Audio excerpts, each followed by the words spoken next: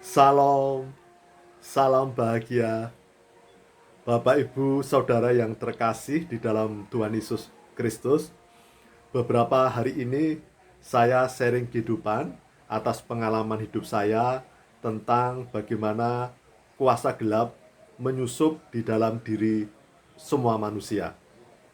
Kuasa gelap menyusup dengan mengintimidasi, dengan memaksa, dengan berbagai cara yang licin, yang senyap, kadang manusia tidak menyadarinya.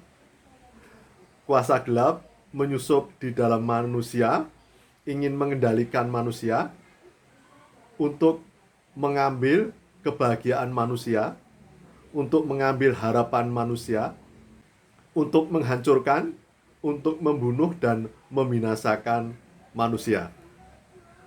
Kuasa gelap tidak punya belas kasihan dan terus tanpa henti, tanpa lelah, hendak menghancurkan, membunuh, membinasakan manusia. Kuasa gelap hanya ingin manusia menderita di dunia maupun selamanya. Kemudian kuasa gelap dapat mencobai manusia, menyesatkan manusia, kadang menggunakan cara bagikan malaikat terang yang bisa seolah-olah memberikan keberhasilan, harta benda, jabatan, kekuasaan, kedudukan, ketenaran, kepopularitasan. Tapi semua itu akhirnya mengendalikan manusia. Manusia dikendalikan oleh kesenangan-kesenangan kedagingan, kesenangan duniawi, dan kemudian manusia terlena, lupa, kemudian semakin jauh dari Tuhan, dan menghancurkan, membunuh, membinasakan manusia dengan kesenangan-kesenangan yang seolah-olah sungguh menyenangkan bagi manusia. Dan juga kuasa gelap dapat menggunakan kegiatan pelayanan, saudara-saudaraku.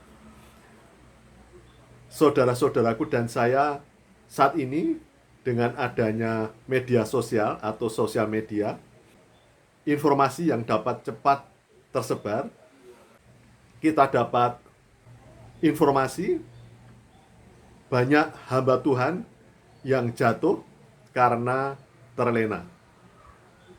Ada hamba Tuhan yang jatuh karena harta, uang. Ada hamba Tuhan yang jatuh karena kekuasaan, kedudukan. Ada hamba Tuhan yang jatuh karena cinta. Bahkan kemudian karena harta, hamba Tuhan bisa konflik antar saudara dengan anak-anaknya. Jadi saudara-saudaraku, kegiatan pelayanan yang pada awalnya kita lakukan dengan setia, dengan baik demi kemuliaan nama Tuhan, jikalau kita tidak hati-hati, itu bisa membuat kita lupa dan terlena, dan disitulah iblis masuk, kuasa gelap masuk, ada celah sedikit, dan kemudian sedikit demi sedikit mengubah pola pandang, prinsip, motivasi yang sebelumnya untuk kemuliaan nama Tuhan dan akhirnya untuk kepentingan diri sendiri. Iblis, kuasa gelap menggunakan 3 hal. Keinginan mata, keinginan daging, dan keangkuhan hidup. Atau juga dengan bahasa kerennya sekarang adalah harta, tahta, dan cinta. Saya pun pernah, saudara-saudaraku. Saya orang yang rajin beribadah. Hampir tiap minggu saya beribadah di gereja. Saya hampir tidak pernah absen beribadah setiap minggu, beribadah di gereja. Saya aktif dalam pelayanan. Saya juga pernah jatuh, saudara-saudaraku. Jadi itulah maka mengapa saya memberikan pesan ini, mengingatkan kepada saudara dan saya untuk setiap hari, setiap saat, jangan sampai terlena, jangan sampai membuka celah sedikit pun. Kita harus tetap berpegang pada Tuhan, mengandalkan Tuhan.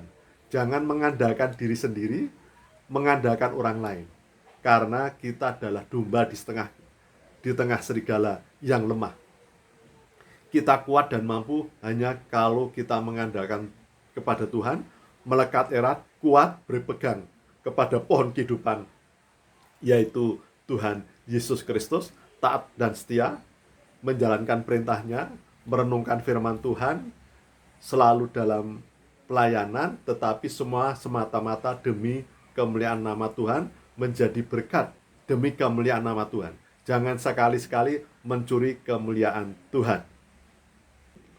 Lihatlah saudara-saudaraku, di Alkitab, hampir semua hamba Tuhan pernah jatuh. Adam dan Hawa yang belum pernah berdosa karena terlena jatuh. Musa, demi kepentingan bangsa Israel, terlena sedikit, tidak menghargai kemuliaan Tuhan, jatuh. Daud jatuh, terpuruk, dan masih banyak lagi saudara-saudaraku. Tetapi karena kemurahan kasih Tuhan, maka Roh Kudus, kuasa terang yang membawa terang, itu berkenan untuk melawat manusia dengan maha kasihnya, maha rendah hatinya, berkenan turun ke dunia, menjadi manusia, menderita, wafat di kayu salib, demi menebus dan menyelamatkan manusia. Maka saudara-saudaraku, di saat Anda jatuh, pandanglah Tuhan. Karena Tuhan Maha Pengampun, dan kemudian kita bertobat, dan kemudian kembali di dalam jalan Tuhan. Jadi, yang pertama, sebelum jatuh, dan jangan sampai jatuh, tetap taat dan setia, berpegang kepada Tuhan, jangan membuka celah, mengandalkan Tuhan.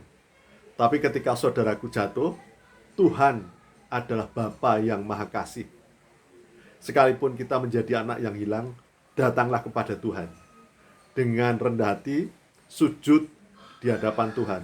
Mohon ampun, bertobat, dan kembali ke jalan yang benar, taat dan setia kepada Tuhan.